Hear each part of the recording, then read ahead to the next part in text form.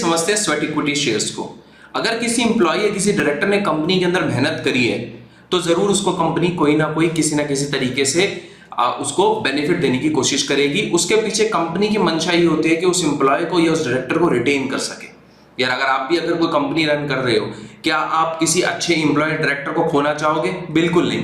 उसी तरीके से कंपनी भी कोशिश करती है कि मैं एक अच्छे इंप्लॉय को, जिसके पास कोई प्रैक्टिकल स्किल हो, जिसको मैं नो हाउ कहता हूं, या कोई इंटेलेक्चुअल प्रॉपर्टी से रिलेटेड, मतलब ट्रेडमार्क, पेटेंट, कॉपीराइट से रिलेटेड अगर कोई ऐसी चीज है या उसके पास कुछ अपना कुछ फॉर्मूला है, तो कोशिश करती है कंपनी के उसको रिटेन कर सकूं। अब रिटेन करने के लिए कंपनी करती क्या है? रिटेन करने के लिए कंपनी कोशिश करती है कि मैं उसको कंपनी के शेयर दे दूं और ये बोलूं कि भाई आप कंपनी के शेयर रख लो, डिस्काउंट पे रख लो, बट इन पर्टिकुलर ईयर्स तक आपको कंपनी में रहना पड़ेगा, तभी आप इसको जो है बाहर सेल कर सकते हो। अगर आप कंपनी छोड़ के चले गए तो आपको जो है ये इक्विटी शेयर्स जो है, स्वेट इक्विटी शेयर्स नहीं मिलेंगे। तो एक तरीके से मैंने आपको क्या बताया, अच्छे एम्प्लॉयज और अच्छे डायरेक्टर को रिटेन करने के लिए कॉन्सेप्ट है।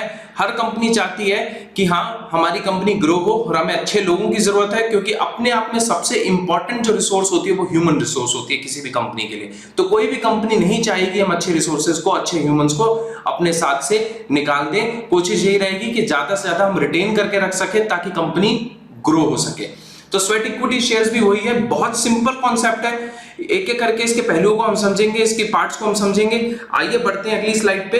अब बात होती है मीनिंग की। जैसे मैं आपको बता चुका हूं, ये एम्प्लॉयज को, सर्टेन क्लास ऑफ डायरेक्टर्स या एम्प्लॉयज को ये दी जाती है, और ऐसा नहीं एक एम्प्लॉय को, कोई लिमिट नहीं है, कितने भी एम्प्लॉयज होते हैं, डिपेंडिंग उन्होंने कंपनी को क्या वैल्यू एडिशन दिया है। तो इसके अंदर सबसे इंपॉर्टेंट बात है वैल्यू एडिशन, मतलब कोई इकोनॉमिक बेनिफिट भी तो कंपनी को दे।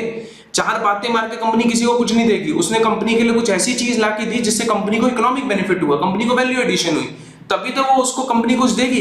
कंपनी फिर उसको अपने कंपनी की हिस्सेदारी देगी, वो भी एक डिस्काउंटेड वैल्यू पे, जो करंट मार्केट प्राइस चल रहा है उससे सर्टेन डिस्काउंट पे देगी, और वो सारी की सारी चीजें वैल्यूएशन के थ्रू एक सर्टिफाइड वैल्यू उसको करता है, फेयर वैल्यू निकालता है, और फिर उस वैल्यू के हिसाब से उसको डिस्काउंट करके कंपनी प्रोवाइड करती है। अब कुछ कंडीशन और रिस्ट्रिक्शंस हैं इसके अंदर। कंडीशन और रिस्ट्रिक्शन ये है कि जिस एम्प्लॉय को हम ये देंगे कम से कम उसे 1 साल कंपनी के अंदर हो चुका होना चाहिए। जी हाँ, 1 साल कम से कम, भले वो इंडिया में हो या इंडिया के बाहर हो, ये कोई फर्क नहीं पड़ता, 1 साल उसको कंपनी के साथ हो चुका होना चाहिए। मैं बात करूं डायरेक्टर की तो कोई फर्क नहीं पड़ता, होल टाइम हो, पार्ट टाइम हो, कोई सा भी टाइम हो, डायरेक्टर मतलब डायरेक्टर वो क्लास ऑफ डायरेक्टर्स में आ जाएगा। तो क्लास ऑफ डायरेक्टर और एम्प्लॉयज आप समझ चुके होंगे कि एम्प्लॉय के केस में मैं क्या बात कर रहा हूं, भले वो एम्प्लॉय के, डायरेक्टर भी तो एम्प्लॉय है, 1 साल हो चुका होना चाहिए उसे कंपनी के अंदर, और भले इंडिया में हो इंडिया के बाहर हो, ये आप चीजों को ध्यान रखेंगे, उसको मिलेगा ही मिलेगा स्वेट इक्विटी, वो फर्क नहीं पड़ता, बट कंपनी के साथ 1 साल हो चुका होना चाहिए।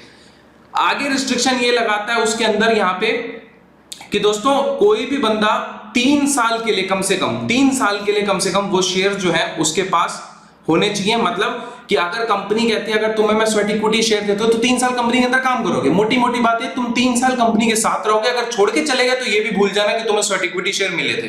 तो 3 साल की मिनिमम रिस्ट्रिक्शन इसके अंदर रहती है, एज पर जो भी हमारा कंपनीज एक्ट है। कंपनीज एक्ट अभी 2013 है, इससे पहले 1956 था, तो वहां पे अभी प्रोविजन देख लेना, पर मोटी मोटी बात ये करता है कंडीशन रिस्ट्रिक्शन के अंदर कि कम से कम आपको 3 साल के तक कंपनी के साथ रुकना है, और यही तो कंपनी के मन से अच्छे लोगों को रिटेन करना। स्पेशल रेजोल्यूशन, जी हाँ बिल्कुल, एसआर पास होता है।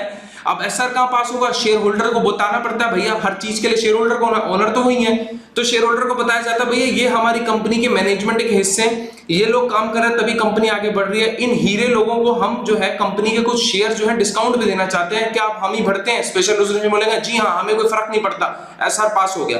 बट उनको क्या बात चाहिए? उनको कहते हैं कि हमें ये 4-5 बातें बता दो तुमने जो एसआर के अंदर डालनी है। तो उन्होंने बोला क्या बातें डाले? तो उन्होंने बोला करंट मार्केट प्राइस बताओ सबसे पहले, ठीक है, कितने नंबर ऑफ शेयर इशू करोगे ये बता दो, ठीक है, किन लोगों को करोगे ये बता दो, ठीक है, वैल्यूएशन उसकी कैसे हो रही है ये बता दो, ठीक है, और एक लास्ट में एक और चीज आएगी डॉक्यूमेंटेशन में, जहां सबसे इंपॉर्टेंट चीज होती है कि इन स्वेट इक्विटी शेयर्स का रजिस्टर भी मेंटेन होता है।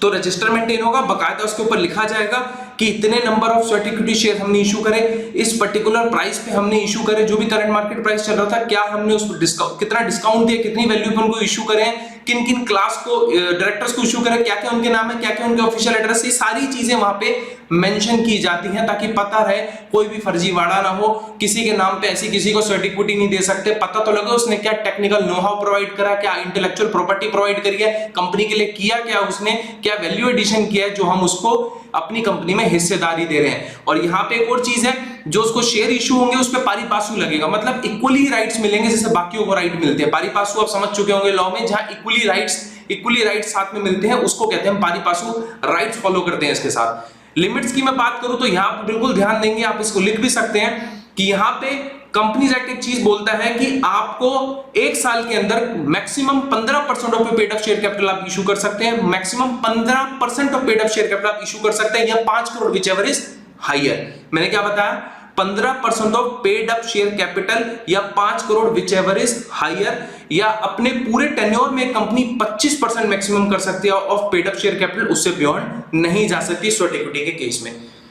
मोटा मोटा एग्जांपल लूं, मेरी 100 करोड़ की पेड अप शेयर कैपिटल है, मैं अपनी ताउम्र में जब तक कंपनी चल रही है, 10 साल हो गए, 5 साल हो गए, 25 करोड़ से ऊपर मैं नहीं कर सकता स्वेट इक्विटी शेयर। एक साल की बात करूं तो 15 करोड़ और 5 करोड़ में क्या आ गया, 5 करोड़ ना, विच एवर इज हायर कौन, तो 5 करोड़ की लिमिट लग गई। तो ये इसने यहाँ पे लिमिट्स लगा रखी हैं, इन लिमिट्स को फॉलो करना बहुत जरूरी होता है। लास्ट में डॉक्यूमेंटेशन, जैसे मैंने आपको बताया कि रजिस्टर मेंटेन होता है, ठीक है, जिसमें आप स्वेट इक्विटी शेयर्स के बारे में मेंशन करते हैं। तो दोस्तों ये सारी बातें थी स्वेट इक्विटी शेयर्स के बारे में, जहां पे स्वेट इक्विटी शेयर में एक ही इंटेंशन के साथ, देखो कॉन्सेप्ट को समझो, अगर आप भी कोई कंपनी रन करोगे, या आप भी अगर आपकी फ्रेंडशिप है किसी के साथ और आपके कुछ अच्छे दोस्त है, क्या आप अच्छे दोस्तों को खोने की कोशिश करोगे? नहीं ना, आप चाहोगे आपके साथ अच्छे दोस्त रहें। अच्छे दोस्त वही हैं जो आपको आपका आईना दिखाते हैं, हमेशा तारीफें नहीं करते, आपके अंदर आपकी कमियां बताते हैं। तो वही यहाँ पे ऐसा रोल है कि ऐसी कंपनी के एम्प्लॉयज हमें रखने जो कंपनी के अंदर कमियां निकाल के उनको ही ठीक करके कंपनी को बताते हैं और कंपनी के लिए हीरे निकल के आते हैं। कंपनी कोशिश करती है ऐसे लोगों को रोकने के लिए। हर इंसान को पैसा चाहिए, पैसा नहीं तो कम से कम इज्जत तो चाहिए, और उसको इसलिए कंपनी कोशिश करती है कुछ कंपनी में हिस्सेदारी दे ताकि उसको भी लगे कंपनी उसकी भी है बाकी शेयर होल्डर की तरह। तो दोस्तों ये था स्वेट इक्विटी शेयर, बहुत ही आसान था। आई होप आपको समझ आया होगा। मिलते हैं अगले कॉन्सेप्ट में। Thanks for watching.